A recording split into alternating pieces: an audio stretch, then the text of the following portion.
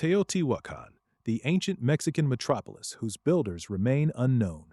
Imagine a city larger than imperial Rome at its height, a place that housed up to 200,000 people, dominated by massive pyramids that still awe visitors today. Yet we don't know who built it, what they called it, or even the language they spoke.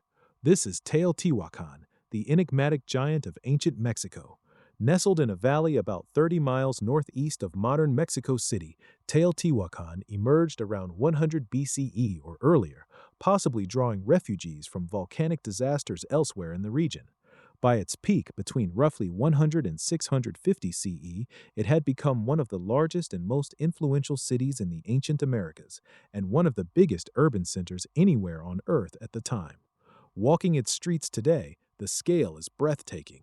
The city sprawled across about 8 to 20 square kilometers, laid out on a precise grid with a north-south axis slightly skewed to align with sacred geography, including the distant Cerro Gordo volcano.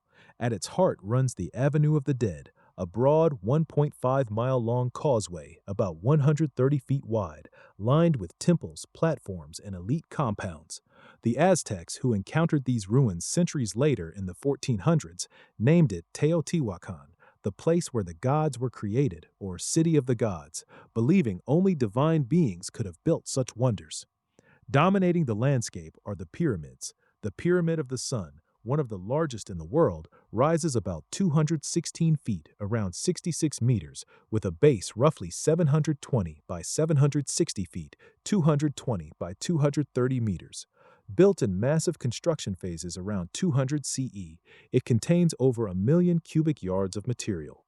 Further north stands the Pyramid of the Moon, and to the south, the Temple of the Feathered Serpent, also called Quetzalcoatl, adorned with intricate carvings of serpents and other figures.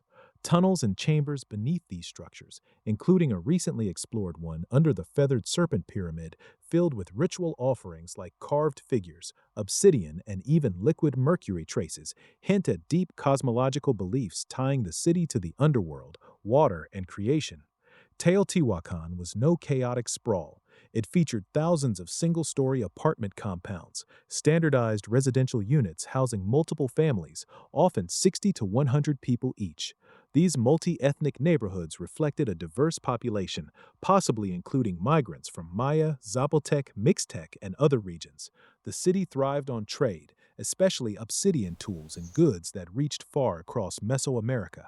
Its cultural and artistic influence shaped later civilizations, from architectural styles like talud tablero to iconography of gods such as the feathered serpent and storm deities that echoed in Maya cities like Tikal, where evidence suggests Teotihuacan even exerted military or political influence in the 4th century.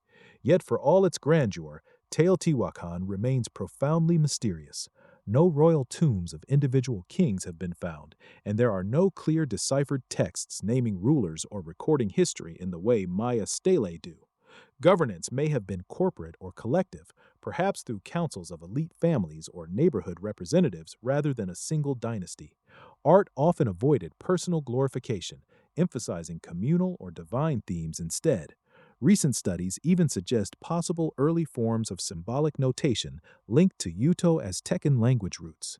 The city's decline was as dramatic as its rise. Around 550 to 650 CE, major buildings along the Avenue of the Dead were deliberately burned, artworks smashed, and elite structures targeted in what many interpret as internal revolt, perhaps by disenfranchised residents or laborers against ruling elites amid resource strains, droughts linked to global climate events around 535 to 536 CE, or overpopulation pressures on agriculture and springs. The core was largely abandoned or depopulated, though some occupation lingered. Invaders or external conflict remained possible but less supported, given the selective nature of the destruction. What happened to its people? They dispersed, carrying ideas and styles that influenced emerging powers like the Toltecs and eventually the Aztecs, who revered the ruins as a sacred ancestral site. Teotihuacan's legacy endured for over a millennium across Mesoamerica. Today, as a UNESCO World Heritage Site drawing millions of visitors, Teotihuacan continues to puzzle and inspire. Ongoing excavations, tunnels, and high-tech surveys reveal new layers, from ritual offerings to evidence of its multi-ethnic vibrancy. But the core questions persist. Who were its builders? What did they call their masterpiece? And why did they ultimately turn against it? In the shadow of these silent pyramids, under the same sun that once shone on a teeming metropolis, we stand before one of humanity's greatest urban enigmas, a reminder that even the mightiest cities can vanish from memory, leaving only stone and wonder behind. Teotihuacan, built by unknown hands, named by later gods, and still whispering secrets to those who listen.